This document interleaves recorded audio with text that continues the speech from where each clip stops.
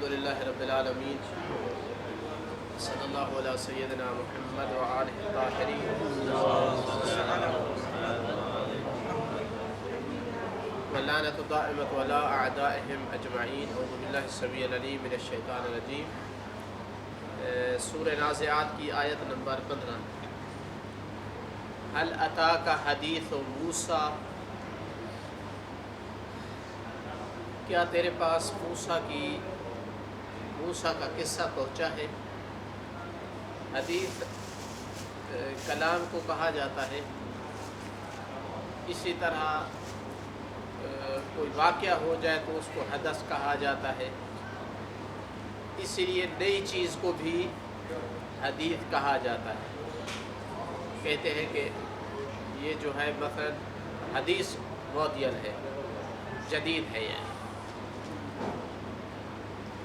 تو یہاں مراد جو ہے یا واقعہ ہے کہ موسیٰ کا واقعہ تجھ تک پہنچا ہے یا نہیں، یا موسیٰ کی کلام ہے۔ زیادہ تر قریب یہی ہے کہ موسیٰ کا قصہ واقعہ، چونکہ مراد صرف موسیٰ کی کلام نہیں ہے بلکہ برعکس یعنی شروع جو ہے اللہ کی کلام سے ہو رہا ہے۔ اذ ناداہ ربہ، اگر موسیٰ علیہ السلام کی کلام سے شروع ہوتا تو ایک قرینہ تھا کہ بھائی حدیث سے مراد کلام ہے، لیکن اللہ کی کلام سے آگے شروع ہے۔ اذ ناداہ ربہ، تو زیادہ قریب یہی موسیٰ کا قصہ واقعہ۔ اور دوسرا اذ جو ہے ظرفیہ ہے، اگر موسیٰ کی کلام لے تو اذ ظرفیہ اس کے لیے نہیں بن سکتی ہے، لیکن اگر موسیٰ کا قصہ لے تو پھر ممکن ہے ایک واقعہ، مثلا کہ موسیٰ کا واقعہ تو اس تک پہنچا ہے۔ کون سا واقعہ، کب واقع ہوا ہے؟ اذ ناداہ ربہ، جب اس کے رب نے اسے ندا دی۔ اچھا، یہ کہنے کا کیا مطلب ہے؟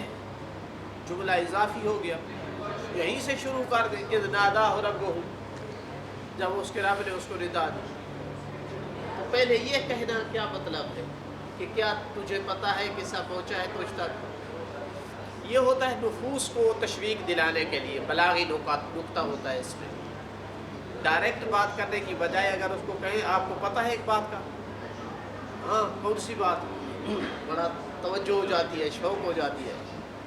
اس وقت جب بات کریں گے تو وہ زیادہ نفسوں پر اثر کرتی ہے، زیادہ واقع ہوتی ہے۔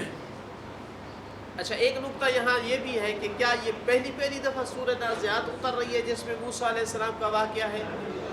10 بار موسیٰ علیہ السلام کا واقعہ قرآن میں ذکر ہوا ہے، تو وہ تو پہلے بھی آ چکا ہے۔ اس کا کیا مطلب کہ هل اتاک حدیث موسیٰ، تو اس کا مطلب ہے دو حال سے خالی نہیں۔ یا تو یہ ہے کہ موسیٰ علیہ السلام کا واقعہ جس صورت میں پہلی دفعہ اترا ہے وہ یہ صورت ہے، یا یہ ہے کہ نہیں، اصل منافی نہیں ہے، پہلے بھی اتر چکا ہو واقعہ، پھر بھی یاد دہانی اور تذکرے کے لیے، چونکہ سوال حقیقی سوال نہیں ہے۔ حل استفہامیہ متعدد مقاصد کے لیے استعمال ہوتا ہے، کبھی استعلام حال کے لیے ہوتا ہے، جاننے کے لیے، کبھی کوئی اور مقصد ہوتا ہے اس میں۔ تو یہاں مقصد یہ نہیں تھا کہ رسول اسلام سے اللہ تعالیٰ خبر لینا چاہتا ہے کہ تجھے پہنچا ہے یا نہیں، اللہ کو پتہ ہے کہ پہنچا ہوا یا نہیں، اللہ تعالیٰ نے کیا پوچھنا ہے۔ تو حقیقی سوال نہیں ہے۔ جب حقیقی سوال ہی نہیں ہے تو پھر چاہے پہلے پہنچ بھی چکا ہو، کیا مسئلہ ہے؟ پھر مشکل ہوتی کہ اگر حقیقتاً اللہ تعالیٰ پوچھتا، یہ سوال کرتا جب کہ پہلے بھی اتر چکا ہے وہ قصہ۔ تو مقصد چونکہ حقیقی سوال نہیں ہے، مقصد اس قصے کی طرف عبرت ہے، اس سے قصے سے لینا، اس قصے کی طرف متوجہ کرنا، اس کے حالات میں غور کرنا اور دعوت دینا ہے مراد، تو کوئی حرج نہیں ہے، پھر چاہے پہلے اتر بھی چکا ہو۔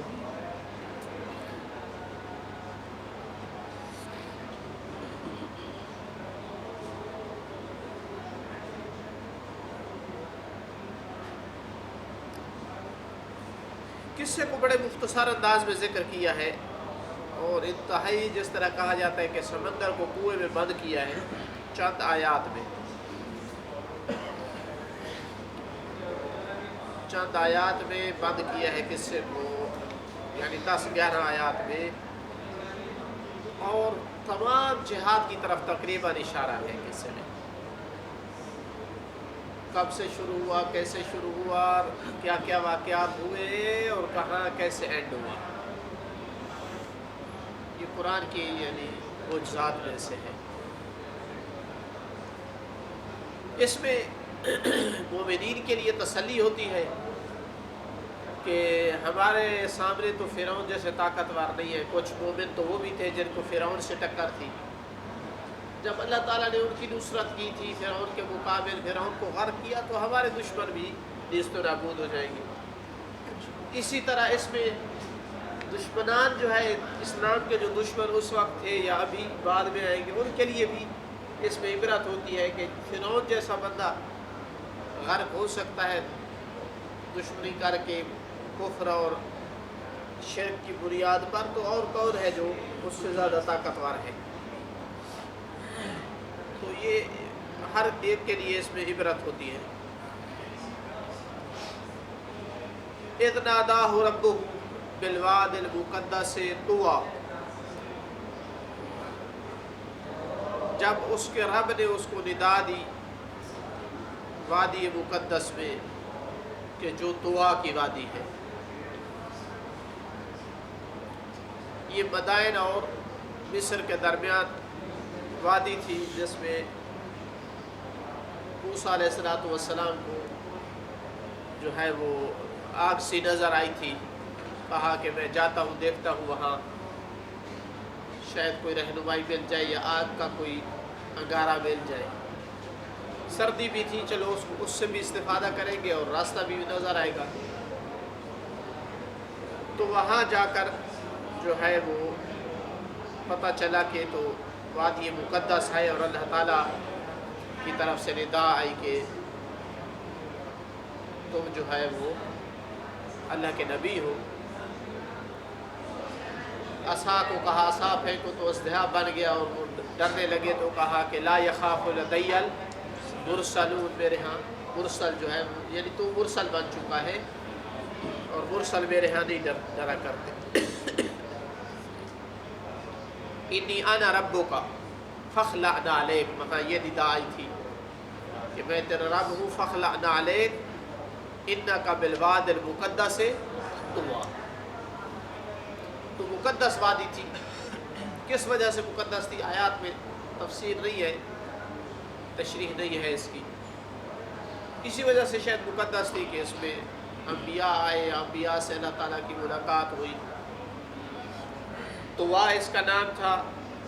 اور شاید اس وجہ سے کہ تاویہ سے لیا گیا ہے، تاویہ مانا کسی چیز کو لپیٹنا، طویٰ یطوی، طویت ہوں، میں نے اس کو لپیٹ دیا۔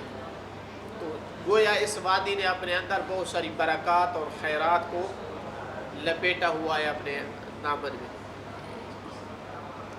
تو اس وادی مقدس میں ندا دی۔ ندا کیا تھی، اس کی تفسیر کیا ہے ندا کی، مضمون اور بھی باتیں ہوئی، لیکن جو اہم تھا مقصد اس ندا میں وہ یہ تھا، اذهب الى فرعون انه طغى، جا فرعون کی طرف کیونکہ اس نے طغیان کیا ہے، سرکشی کی ہے۔ تغلبا پانی جب حدود کراس کر کے نکل آئے نا باہر، تو کہتے ہیں کہ پانی میں طغیانی آئی، ہوا میں طغیانی آئی جب طوفان کی شکل اختیار کر لے۔ تو کوئی چیز جب اپنی حدود کراس کر کے تجاوز کرے تو اس کو کہا جاتا ہے کہ اس نے سرکشی اور طغیان کیا ہے۔ تو وہ اپنے انسانیت سے باہر نکل چکا ہے، عبودیت سے خارج ہو چکا ہے، تجاوز کر چکا ہے، اس کے پاس جا، انہ طغیٰ۔ تو جانے کی جو علت اور سبب تھی وہ کیا تھا، وہ طغیان تھا۔ اور انبیاء کی ہدایت کا ہدف یہی ہوتا تھا کہ طغیانی کرنے والوں کو واپس لوٹائے، ان کی رہنمائی کرے، ان کو انسانیت کے کٹہرے میں لائے، عبودیت کے دائرے میں لے آئے۔ یہ انبیاء کی تعلیمات کا ہدف تھا، تربیت کا، ان کو بھیجے جانے کا مقصد یہ تھا۔ انبیاء کا قطعاً یہ ہدف مقصد نہیں تھا کہ میری کوئی جگہ بن جائے، میری کوئی کوٹھی بن جائے، وہاں میری کوئی دنیا بن جائے، ایسا ہدف نہیں تھا۔ انہ طغیٰ، چونکہ سرکشی کی ہے اس نے، تو جاؤ اس کو جو ہے اس کے پاس جاؤ، فَقُلْ هَلْ لَكَ إِلَىٰ أَن تَزَكَّىٰ، اور یہ کہو، پیغام بھی جو دینا ہے اللہ تعالیٰ کی جانب سے بتا دیا، یہ پیغام دینا ہے کہ هَلْ لَكَ إِلَىٰ أَن تَزَكَّىٰ، کیا تیرے لیے یہ ممکن ہے، تیرے لیے کوئی راستہ ہے تیرے لیے کہ تو تتزکا، اصل میں ہے تتزکا، کہ تو اپنے آپ کو پاک کرے، تفاعل استعمال کر کے، یعنی محنت اور مشقت کرنی پڑے گی لیکن تزکیہ ہو جائے گا۔ تو کیا تو چاہتا ہے، حل لک ارادۃ، حل لک رغبۃ و میل فی ان تتزکا، کہ تو پاک ہو جائے، طاہر ہو جائے شرک سے، کفر سے، تکبر اور ان جیسی بیماریوں سے۔ تو یہ ہے انبیاء کا ہدف، کہ وہ انسان کو طہارت نفس سکھائے، تزکیہ کرے، اس کے نفس کو پاک کرے ہر قسم کی آلائش اور ہر قسم کی غلاظتوں سے۔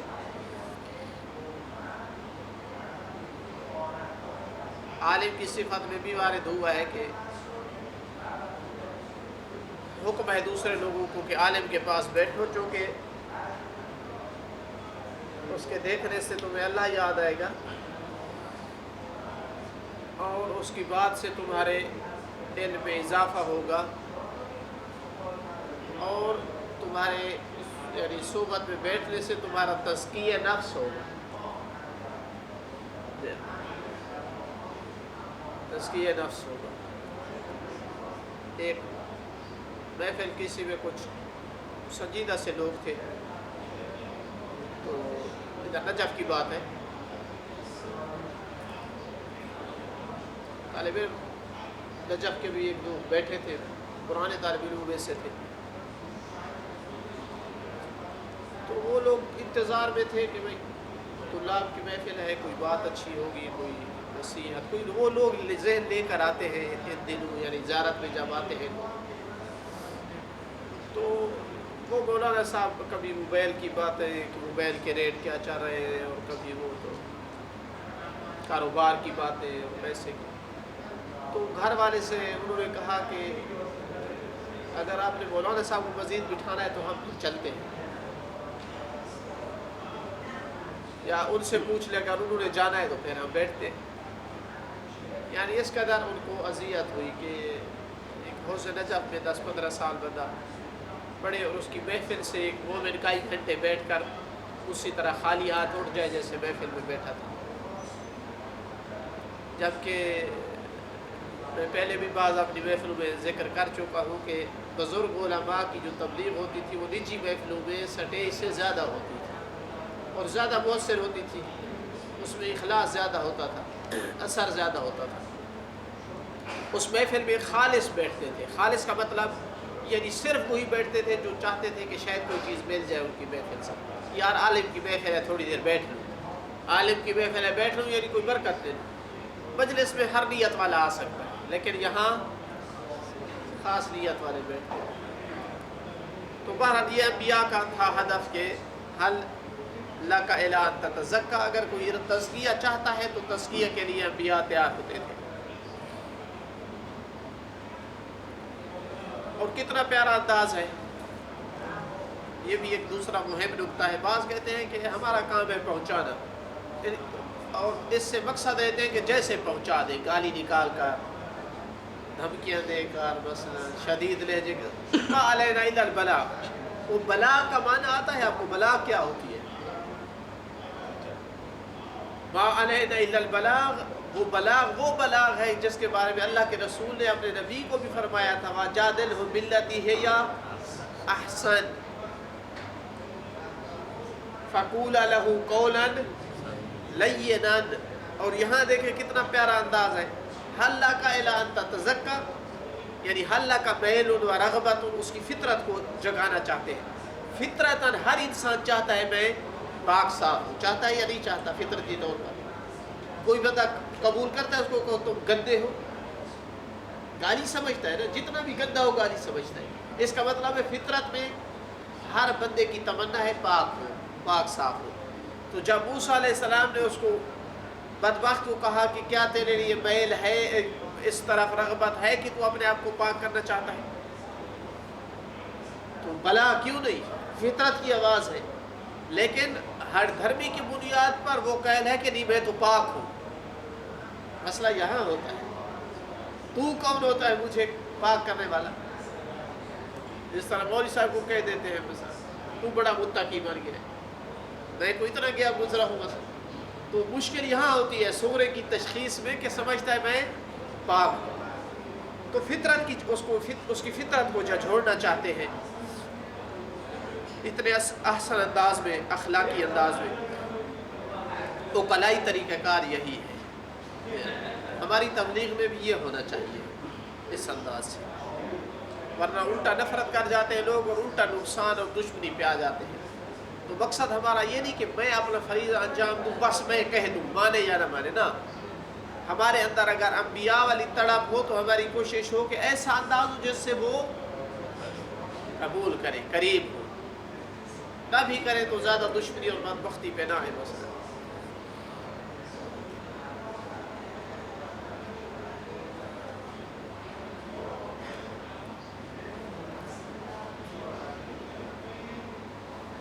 اور اللہ تعالیٰ کی رحمت اور اس کے کرم کو دیکھیں کہ فرعون جیسا بدبخت دشمن، اتنا بڑا ظالم اور متکبر انسان، اس کی بھی ہدایت کا بندوبست کیا ہے کہ کل یہ بھی نہ کہہ سکے کہ میری ہدایت نہیں کی تھی، مجھے پیغام نہیں دیا تھا۔ اس سے احسن انداز اور کیا ہو سکتا ہے؟ موسیٰ علیہ السلام جیسا اولو العزم نبی سپیشل جا کر کے کہے کہ اللہ نے مجھے بھیجا ہے آپ کی طرف خصوصی پیغام، خصوصی قاصد کے طور پر، تو یہ فخر کی بات ہونی چاہیے تھی اس نے مراد کے لیے، دنیا بھی بچ جاتی ہے اور آخرت بھی۔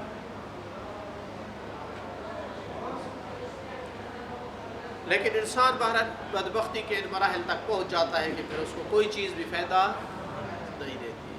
معجزے طلب کرتے تھے نا رسول اسلام سے، تو ایک جگہ آیت میں ہے کہ اگر ہم آسمان سے کتاب اتاریں اور یہ اپنے ہاتھوں سے مس بھی کریں پھر بھی نہیں مانیں گے، پھر بھی نہیں مانیں گے، نہیں ماننے والے نہیں مانیں، کچھ بھی ہو جائے۔ کل ایک برادر نے مسئلہ پوچھا ہے، قصر کا تھا، تو میں نے ان کو بتایا ہے کہ جی ہاں مسئلہ ایسے ہے، کہا منہاج سے یہ ظاہر نہیں ہوتا ہے، منہاج کی عبارت سینڈ کی کہ اس میں عبارت اور ہے۔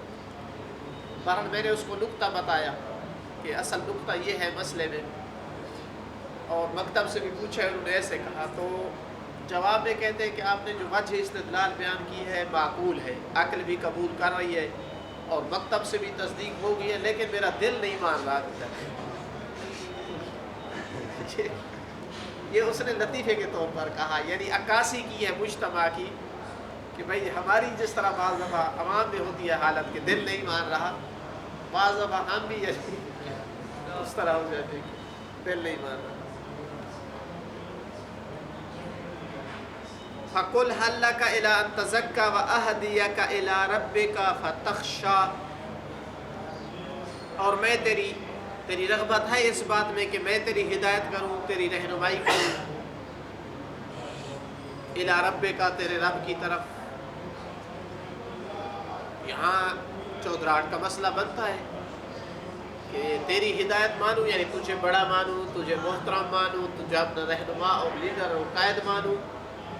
یہاں تو پھر چودراہٹ کو ذرا لگتی ہے، ہاں مشکل تو یہاں ہے، پھر تیری اقتداء میں چلنا پڑے گا، یہ مشکل ہے۔ وَأَهْدِيَكَ، اور میں تیری رہنمائی کروں، إِلَىٰ رَبِّكَ تیرے رب کی طرف جو تیرا مربی ہے، تیرا مالک ہے، تجھے سب کچھ عطا کرنے والا ہے، فتخشا تاکہ تو اس سے ڈرے۔ کیا تعلق ہے ہدایت اور خشیت میں؟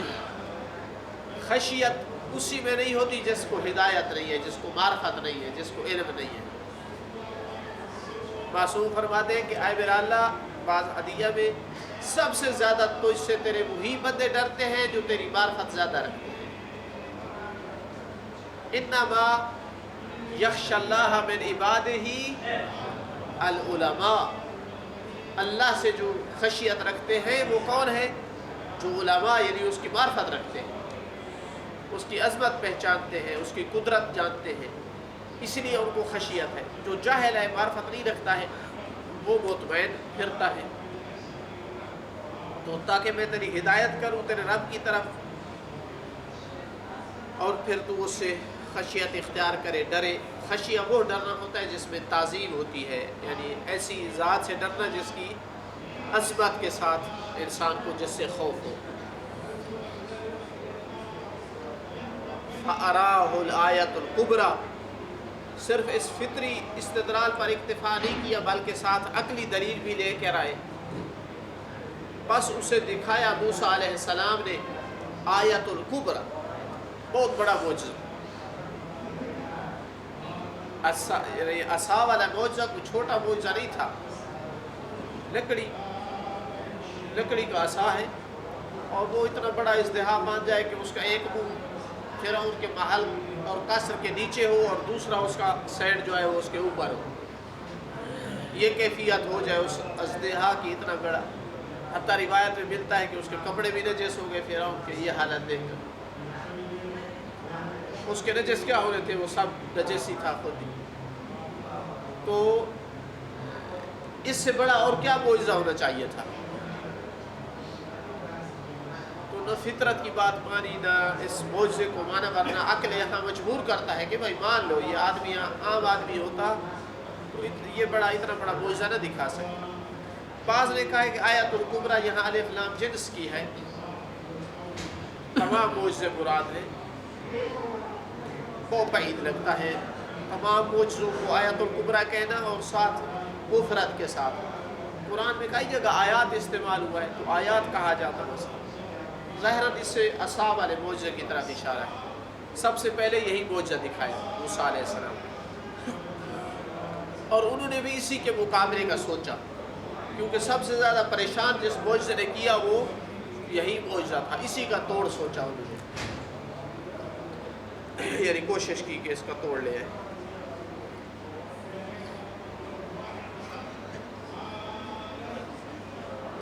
فَكَذَّبَ وَعَصَىٰ، بس اس نے تکذیب کی، جھٹلایا اور نافرمانی کی۔ حقیقتاً جھٹلایا جاتا ہی کس لیے ہے؟ تاکہ نافرمانی کا باب کھلا رہے، چونکہ اگر مانتا ہے، ایمان لے آتا ہے تو پھر اطاعت کرنی پڑے گی۔ تو یہ بھاگتے ہی اس لیے تھے ایمان سے، تکذیب کرتے ہی اس لیے تھے تاکہ اپنی آزادی کریں، نافرمانی میں مستمر رہے۔ فَكَذَّبَ وَعَصَىٰ ثُمَّ أَدْبَرَ، پھر اس نے منہ موڑا، یسعیٰ، کوشش کرنے لگا، کیونکہ اپنے ملک پر اس کو خوف ہونے لگا کہ یہ کہیں جو ہے عوام اس کے باتوں میں آ جائے اور میرا جو ہے ملک اور سلطنت خطرے میں پڑ جائے، تو اس سے پہلے کہ موقع ہاتھ سے چلا جائے کوئی دھوکے کا جال بچھا لوں۔ عوام کو قابو کرنے کے لیے حکومتیں مختلف طریقے اختیار کرتی ہیں حقائق پر پردہ ڈالنے کے لیے، کبھی کوئی ایشو کھڑا کر دیا، کبھی کوئی، ایک عالمی رپورٹ پڑھ رہا تھا کہ مختلف حکومتوں نے مختلف جال بچھائے ہوئے ہیں اپنی عوام کو بیوقوف بنانے کے لیے۔ مثلا یورپ میں جو ہے 1-2 دن چھٹی دے دی، کلب جو ہے، جو کچھ کرو اس میں۔ اب جو نوجوان لڑکی اور لڑکا ادھر 12 گھنٹے 14 گھنٹے شراب سے دھن رہتا ہے اور جنسی طور پر بھی وہ سارا کچھ اپنا نکالتا ہے، 6 دن اس کو ہوش نہیں ہوتا، پھر وہ سوچے حکومت کے بارے میں۔ وہ اتنا جسمانی طور پر اتنا تباہ ہو جاتا ہے، نفسیاتی طور پر۔ کوئی مستقل اس کی سوچ نہیں رہتی، پھر زیادہ سے زیادہ وہی اپنے دفتر میں اور کام اور اس تک، تو وہ سوچتے نہیں ہے حکومتیں کیا کر رہی ہیں کہ ان کے خلاف کوئی قدم اٹھائے۔ فلاں ملک میں رپورٹ تھی پوری پاکستان کے حوالے سے تھی کہ کسی کا کال نقل کیا تھا، اس میں کسی فوجی کا تھا، کسی سیاسی کا تھا، بہرحال کسی بڑے عہدے کا بندہ تھا، وزیر تھا کوئی، کہ ہم نے کرکٹ کے ذریعے سے جو ہے اپنے لوگوں کو خوش رکھا ہوا ہے، ہر تھوڑے عرصے بعد جو ہے ایک میچ لگوا دیں، پوری قوم ہماری میچ پہ لگی ہوئی ہے، ان کو کچھ نہیں ہے کہ حکومت کیا کر رہی ہے۔ تو یہ حکومتوں کے چالاکیاں ہوتی ہیں، یہ ایک مثال ہے کرکٹ کی، ورنہ اور بھی کئی ان کے پاس ہوتے ہیں، باقاعدہ ان کے پاس ماہرین ہوتے ہیں کہ عوام کو کس طرح ان کا رخ موڑنا ہے، اگر ادھر ہی سارے متوجہ ہو گئے تو خطرہ ہے حکومت کو۔ تو فرعون نے جب دیکھا کہ اب موسیٰ یہ کر رہا ہے تو خطرہ ہے حکومت کو، خود جان چکا ہے یہ حقیقت کو، تو کیا کیا جائے؟ نعرہ بلند کیا کہ یہ تو جادوگر ہے اور ہمارے پاس کوئی تھوڑے جادوگر ہیں، لہذا سب جادوگروں کو بلاؤ، اس کا مقابلہ کریں۔ تو عوام خوش ہے، جی ابھی ہمارے جادوگر آ رہے ہیں اور موسیٰ کا جو ہے اس کی ساری تبلیغ اور اس کا قلعہ کما کر دیں، اتنے بڑے بڑے جادوگر پورے ملک سے جمع کروائے۔ تو پتہ نہیں کتنا عرصہ اسی میں گزر گیا، ہر بندہ وہی ڈنڈورا پیٹ رہا ہے کہ ہمارے جادوگر آ رہے ہیں اور یہ کریں گے اور وہ کریں گے۔ جادوگر بھی آئے تو پہلے فرعون کے قدموں میں کہ اگر ہم نے اس کو اتنے بڑے مجمع میں بات دی تو ہمیں کیا ملے گا؟ کہا تمہیں کیا چاہیے، میں تمہیں اپنا مقرب بنا لوں۔ تو یہ طریقے ہوتے ہیں۔ پھر جب وہ جادو میں جناب انہوں نے دیکھ لیا، کیونکہ وہ جانتے تھے کہ جادو کہاں تک ہو سکتا ہے، جب انہوں نے دیکھا کہ اتنے بڑے بڑے جادوگر بول کے انہوں نے وہ رسیاں پھینکی اور وہ عصا بنے، اپنا سانپ بنے، تو ادھر سے جناب وہ ایک عصا جو ہے وہ اژدہا بن کر ہم سب کو نکل گیا۔ تو یہ پہچان گئے کہ حقیقت کچھ اور ہے۔ اب کیا کہا، جب یہ ایمان لے آئے تو لوگوں کو کہا کہ یہ تو پہلے سے ملے ہوئے تھے، یہ تو مل کر کے ہماری حکومت کے خلاف سازش کر رہے ہیں، ہمارا جو آباء و اجداد کا دین اور مذہب ہے اس سے ہمیں ہٹانا۔ کبھی یہ نہیں کہا میرے تخت کو خطرہ ہے، نہ، ہمارے آباء و اجداد ان کی روایات چلی آ رہی ہے، یہ تو طریقہ تو قول مثلا، تمہارا جو بہترین عظیم طریقہ چلا آ رہا ہے تمہارا، اس طرح ان کو جذبہ دلا، یہ اس سے ہمیں ہٹانا چاہتے ہیں، ملی بھلی سازش ہے ان کی، اور موسیٰ ان کا بڑا ہے، یہ طریقہ۔ تو عوام بیچاری کیا کریں، بھولے سے ہوتے ہیں، وہ باتوں میں آ جاتے ہیں، بات تو بالکل ٹھیک ہے، یہ تو پہلے سے کہیں ان کا گٹھ جوڑ ہو چکا تھا، سارا پھول بنایا گیا ہے ہمیں یہاں آ کر، جی ہاں، تو یہ تو پوری ٹیم تھی اس کے پیچھے، ٹیم ورک ہو رہا تھا۔ تو اس لیے ثم ادبر، اس نے رخ موڑا، یسعی، اپنی کوشش شروع کی اس نے، فحشر، جمع کیا اس نے، کس کو جمع کیا؟ جادوگروں کو جمع کیا، پورے ملک کی عوام کو جمع کیا، جس طرح دوسری جگہ آیات میں ذکر ہے۔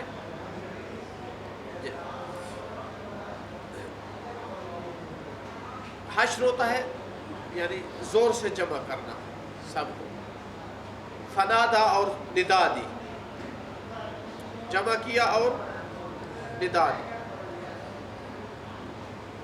کون سی ندا دی؟ اور بعض صورتوں میں ہے وَقِيلَ لِلنَّاسِ هَلْ أَنْتُمْ مُجْتَمِعُونَ، اعلان کیا گیا لوگوں کا، کیا تم جمع ہوگے وہاں؟ کیا ہونا ہے بھائی؟ یہ ہونا ہے، مقابلہ ہے جی۔ تو ایسا مقابلہ دیکھنے کے لیے تو کون نہیں جاتا ہے جی، شغل کے طور پر بھی لوگ جاتے ہیں۔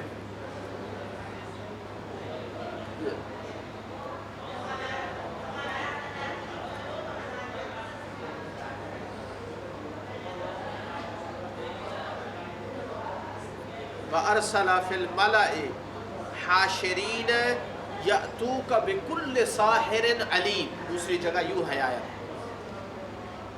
کہ اپنے جو ملا بڑے بڑے اشراف قوم تھے ان کی طرف پیغام بھیجا کہ جمع کرو اور لے آؤ کن کو؟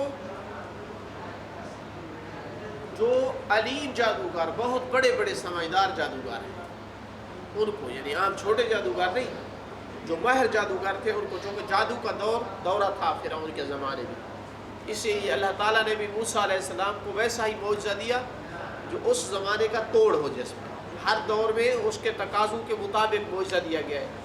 جس طرح قرآن کا معجزہ کیوں دیا گیا ہے؟ کلام، چونکہ کلام جو ہے اس پر عرب کو بہت ناز تھا، دوسرے کو عجم سمجھتے تھے، یعنی گونگے ہیں دوسرے، 70 اشعار جو ہے ارتجالن پڑھ دیتا تھا ایک بندہ جو ہے بغیر اس بختیاری کے، فصیح و بلیغ اشعار کہہ دیتا تھا، یعنی دوسری قوموں کی نسبت خود عرب کا اتنی فصاحت و بلاغت تھی کہ معجزے کی گویا حد تک تھی، لیکن جب ان کے پاس ایسی کلام آئی کہ ان کو بے ساختہ کہنا پڑا کہ بشر کی کلام نہیں ہے، تو ثابت ہوا کہ یہ پھر الہی ہاتھ ہے اس میں۔ فَقَالَ أَنَا رَبُّكُمُ الْأَعْلَى، کہا کہ میں تمہارا رب نہیں، تمہارا اعلیٰ رب، وہ بڑا سب سے رب۔ اس کا مطلب ہے اور رب بھی تھے لیکن میں تمہارا بڑا ہوں، یعنی دوسرے بتوں کی جو پوجا کرتے ہو ان سے میں بڑا ہوں، اس لیے کہ میں مباشرتاً جناب تمہیں وسائل دے رہا ہوں، سارے مادی وسائل دے رہا ہوں، جس کو چاہتا ہوں مارتا ہوں، چھوڑ دیتا ہوں، گندہ وغیرہ سارا کچھ تقسیم کرواتا ہوں، پانی جو ہے وہ سیرابی کرواتا ہوں فصلوں کو، سارا کچھ، یعنی حکومت جو ہے میرے ہاتھ میں ہے، تو انا ربکم الاعلی۔ حالانکہ یہ بدبخت اپنے بھی اس نے خدا بنائے ہوئے تھے اور بھی، لیکن گویا عوام کے لیے میں ان سے بھی بڑا ہوں، ورنہ اور بھی خدا مانتا تھا۔ اتذر موسیٰ وقومہ، کیا تو نے موسیٰ اور اس کی قوم کو چھوڑ دیا ہے، لیفسدوا فی الارض ویذرک وآلہتک، تاکہ تجھے بھی وہ ترک کر دے موسیٰ اور تیرے آلہہ کو بھی۔ اس کا مطلب آلہہ تھے جس کی قوم عبادت کرتی تھی، جس کی یہ خود فرعون عبادت کرتا تھا، تو اس لیے کہا کہ انا ربکم الاعلی، رب اور بھی ہے لیکن تمہارا میں اعلیٰ رب۔ اس حد تک بات پہنچ گئی، یعنی اپنی کمزوریاں بھی بھول گیا، اپنا وہ بچپنا بھی بھول گیا، جب دنیا میں آیا تھا نطفے سے پیدا ہوگا، جب روئے بغیر جو ہے بتا نہیں سکتا تھا کہ مجھے بھوک لگی ہے، پیاس لگی ہے، جب کسی نے ہاتھ پکڑ کر پہلے دن چلایا تھا سیدھا چل نہیں سکتا تھا، اس سے بھی پہلے اگر مکھی مچھر منہ پہ بیٹھ جاتا تو اڑا نہیں سکتا تھا، سب کچھ بھول گیا ہے۔ انا ربکم الاعلی، انسان اس نوبت تک جا سکتا ہے، یہ ایک زندہ مثال ہے۔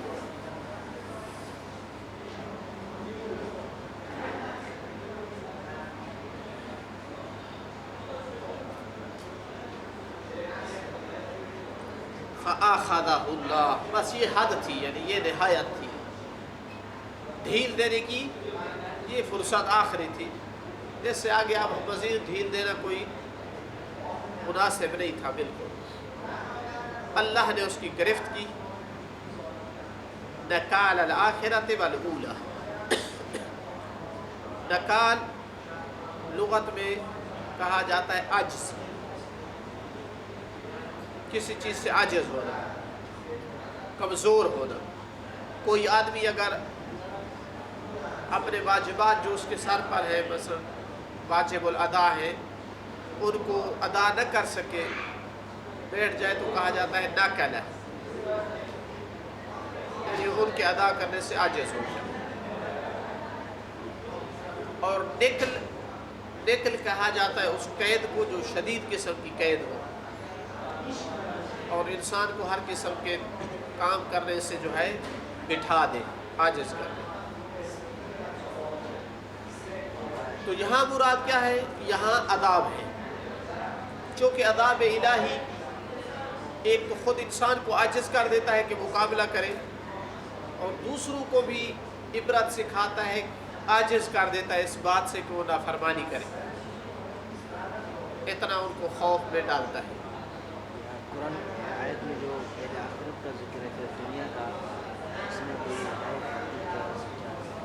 اس آخرت اور اولا سے مراد کیا ہے کہ اللہ نے اس کی گرفت کی نکال بے نکال، یعنی عذاب کے ساتھ، اگر منصوب بنزع الخافض کہے، اور اگر مفعول لاجل ہی کہے تو معنی ہو جائے گا کہ اللہ نے اس کی گرفت کی تاکہ اسے عذاب دے، عذاب دینے کے لیے۔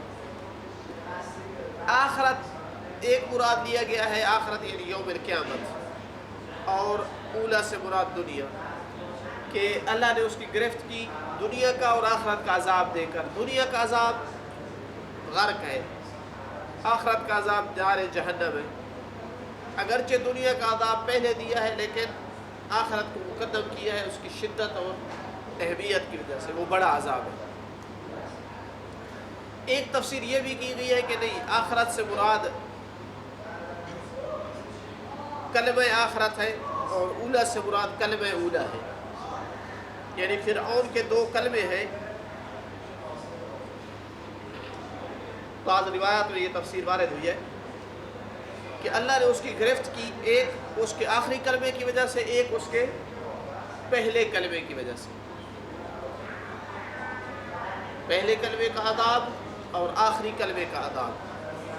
پہلا کلمہ اس کا کون سا تھا کہ جب اس نے معبود ہونے کا دعویٰ کیا، قال فرعون یا ایھا الملأ ما علمت لکم من الہ غیری، میں تمہارے علاوہ کوئی تمہارا معبود نہیں جانتا۔ یہ اس کا پہلا کلمہ تھا۔ یہاں ظاہراً اس کی مراد الہ سے یہ جو حصر تھا وہ موسیٰ کے الہ کے مقابل تھا، نہ کہ دوسرے جو ان کے اپنے الہ تھے۔ موسیٰ کے الہ کے مقابل حصر تھا کہ کوئی الہ وغیرہ نہیں ہے، یعنی جو موسیٰ کی تکذیب کی تھی اور صرف اپنی الوہیت کا کہا تھا، یہ پہلا کلمہ تھا اس کا۔ اور اسی طرح موسیٰ علیہ السلام سے بھی کہا تھا والا اتخذت الہا غیری، میرے علاوہ معبود قرار دیا، لأجعلنک من المسجونین، تو تجھے مسجونین سے قرار دوں گا۔ یہ اس کا پہلا کلمہ تھا، اور آخری کلمہ یہ تھا انا ربکم الاعلی، میں تمہارا رب اعلی۔ اور ان دو کلموں کے درمیان روایت کہتی ہے کہ 40 سال کا فاصلہ تھا، یعنی گویا موسیٰ علیہ السلام کی ابتداء تبلیغ سے فرعون کے غرق ہونے تک 40 سال کا عرصہ ہے۔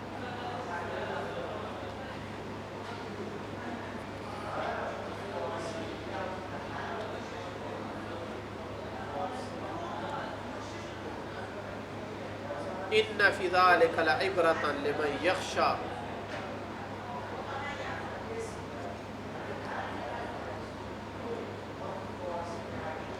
اس میں جو ہے عبرت تھی ہر اس کے لیے کہ جو خشیت رکھتا ہے، اللہ سے ڈرتا ہے۔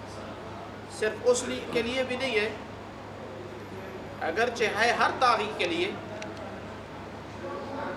چونکہ ایک طاغی کے ہلاکت کی بات ہے، لیکن لمن یخشی کو اس لیے خاص کیا ہے کہ عبرت لیں گے وہی، طاغی جو ہے وہ طاغی ہی رہے گا۔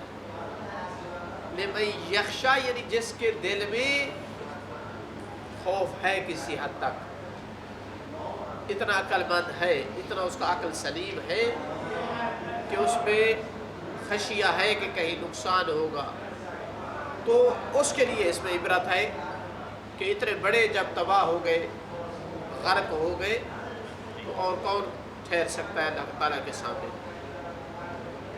تو یہ اشارہ ہے پورے قصہ کی طرف، ان فی ذلک یعنی موسیٰ علیہ السلام کا جو قصہ ہے، اس میں جو ہے وہ عبرہ ہے لمن یخشی۔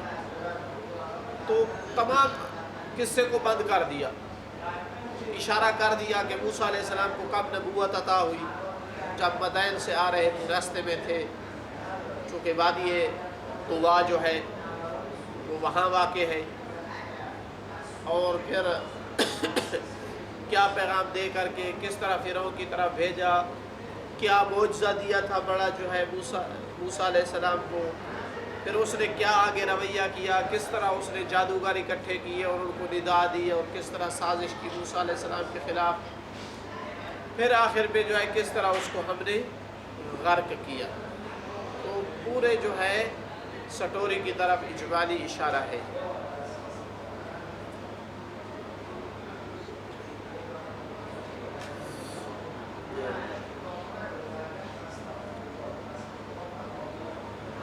انتم اشد خلقا ام السماء بناها، اب اللہ تعالیٰ متوجہ ہوا مشرکین مکہ کی طرف اور باقی بھی جتنے قیامت تک آئیں گے کہ کیا تم زیادہ مضبوط ہو، زیادہ سخت ہو خلقت میں، یا وہ آسمان ہے جس کو اللہ نے بنایا ہے؟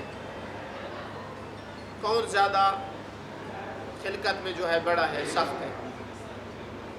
کون دعویٰ کر سکتا ہے کہ آسمان میں جہاں سورج، چاند، ستارہ، اتنی بڑی بڑی مخلوقات اور مضبوط مخلوقات ہیں، کون دعویٰ کر سکتا ہے کہ نہیں میری خلقت اس سے زیادہ بڑی ہے؟ ممکن ہی نہیں ہے کوئی دعویٰ کرے۔ رافع سمکہا، جس کی چھت کو اللہ نے بلند کیا، آسمان کی چھت کو۔ سمک بلندی کو بھی کہا جاتا ہے اور چھت کو بھی کہا جاتا ہے، اور بلندی کو اس لیے کہتے ہیں کہ سمک حقیقتاً کسی چیز کی موٹائی ہے لیکن وہ نیچے سے شمار کی جائے، اوپر سے کی جائے تو کہا جاتا ہے گہرائی، عمق، اس وقت کی تعبیر کی جاتی ہے عمق، نیچے سے اوپر کی طرف ہو دیکھا جائے تو کہا جاتا ہے سمک۔ تو اللہ تعالیٰ نے جس کی جو ہے چھت کو بلند کیا ہے آسمان کی، فَسَوَّاهَا، بس اسے درست کیا، صحیح موازین کے مطابق اس کو ہر جز کو رکھا، کہیں اس میں خلل، ٹیڑھا پان، کوئی نقص نہیں آیا، سواہا اس کو درست کیا۔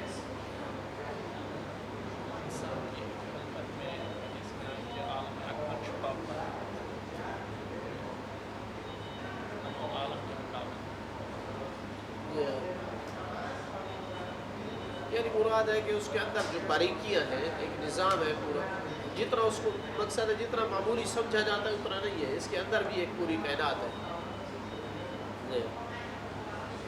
یہ تو معصوم جانتے ہیں، ویسے عام لوگوں کا ذہن تو یہی تھے نا، کوئی انسان جو ہے کچھ بھی نہیں ہے اتنی بڑی مخلوقات کے مقابل میں۔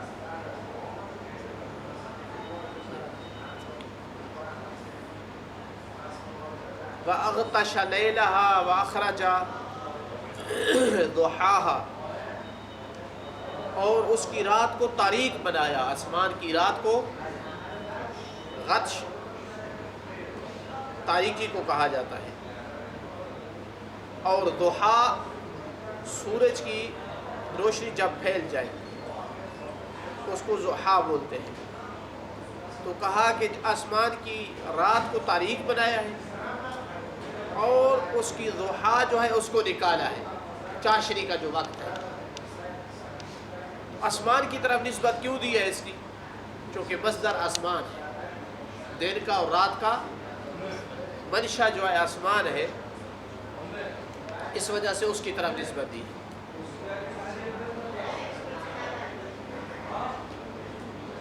وَالْأَرْضَ بَعْدَ ذَلِكَ دَحَاهَا، اور اس کے بعد زمین کو بچھا دیا۔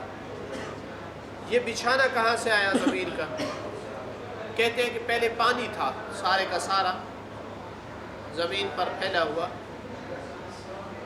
تو پروردگار نے جو ہے وہ خشکی کو اٹھایا تاکہ پانی جو ہے وہ نیچے والی جگہ میں چلا جائے، تالابوں میں چلا جائے، سمندر بن جائے، اس کی نہریں بن جائے، کچھ جو ہے وہ خشکی کے نیچے آ جائے، زمین کے نیچے آ جائے پانی۔ زمین تھی تو پانی تھا، زمین نہیں تھی اس کو پھر جمایا ہے۔ زمین کی خلقت پانی سے پہلے تھی نہ، پہلے پانی کی پہلے ہے، پانی کس چیز پر ٹھہرا ہوا؟ کسی چیز پر بھی نہیں تھا۔ اب کس پہ ٹھہرا ہوا ہے؟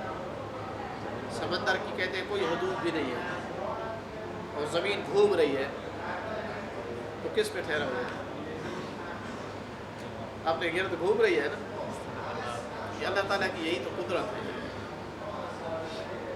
तो खुश्की जब फैली तो फिर जो नीचे वाला पानी था फिर उसकी ज़रूरत पड़ी, फिर उस पानी का वहाँ से निकलने का बंदोबस्त किया चश्मे वगैरह जो है उनके ज़रिए से। तो इसलिए कहा कि वल अर्द बाद ज़ालिका दहाहा, यानी आसमानों की खिलकत के बाद ज़मीन जो है उसको बिछाया। अखरज मिनहा माअहा, उस ज़मीन से उसके पानी को निकाला। व मरआहा, मरआ मिनर राई यानी चारा, मरआहा उसका मरआ यानी चारा। चारे से मुराद यहाँ मुतलक जो है नबात वगैरह अंगूरी जो निकलती है, चाहे वो इंसान के खाने के लिए हो या हैवानात के खाने के लिए हो। और अगर मरआ मस्दर अपना ज़र्फ़ मकान हो तो फिर ख़ास है कि हैवानों के रियायत की जगह जहाँ उनका चारा और पानी होता है, हैवानों की जहाँ हिफाजत की जाती है, इस वजह से कि वहाँ उनके लिए चारा पानी मरआ उसको कहा जाता है। और फिर यहीं से फिर ये कलमा रआ या रियायत के माना में, मुतलक रियायत के माना में इस्तेमाल होता है, फिर इंसान की रियायत हो या किसी चीज़ की। तो ज़मीन को बिछाने के बाद जो है उससे पानी निकाला, चूँकि इंसान की ज़रूरत थी पानी, और उसका मरआ यानी चारा निकाला उसका, या मरआ से मुराद वो मकान कि जहाँ हैवानों की हिफाजत की जाए, उनके चारा और पानी के वहाँ होने की वजह से। तो खाना पीना यानी माअहा व मरआहा, खाना और पीने का इंसान का बंदोबस्त किया ज़मीन को बिछाने के बाद। वल जिबाल अरसाहा, इंशाअल्लाह इसमें बात। अल्हम्दुलिल्लाह।